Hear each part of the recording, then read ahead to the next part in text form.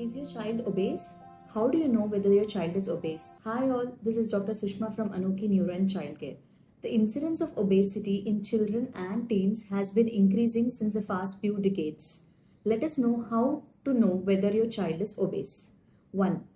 అధిక బరువు పెరగడం లేదా కొవ్వు పేరుకోవడం, మెయిన్గా రొమ్ము, ఆర్మ్పిట్స్ ఏరియాలో లేదా నడుము, పొట్ట భాగంలో లేదా జెనైటల్ ఏరియాలో కొవ్వు అధికంగా పేరుకోవడం. ఇంకోటి డైలీ వారి యాక్టివిటీస్ అవి చేయలేకపోవడం, ఒకవేళ చేసినా ఈజీగా అలసిపోవడం, ఎక్కువగా చెమటలు పట్టిపోవడం, ఆయాసపడడం, ఇవన్నీ జరగచ్చు. అండ్ వన్ మోర్ థింగ్, అబ్బాయిల్లో అయితే గైనకోమేజియా అంటే అధిక కొవ్వు అనేది రొమ్ము భాగంలో పేరుకుపోవడం లేదా వాళ్ళ జెనైటల్ ఏరియాలో అధికంగా కొవ్వు పేరుకుపోవడం, ఇవన్నీ కాకుండా కాళ్ళ నొప్పులని, కీళ్ళ నొప్పులని చెప్పడం. అండ్ వన్ మోర్ థింగ్, మెడ భాగంలో నలుపుగా కనిపించడం, ఇంకా పడుకున్నప్పుడు ఉరకపెట్టి నిద్రపోవడం లేదా నోరు తెరిచి పడుకోవడం.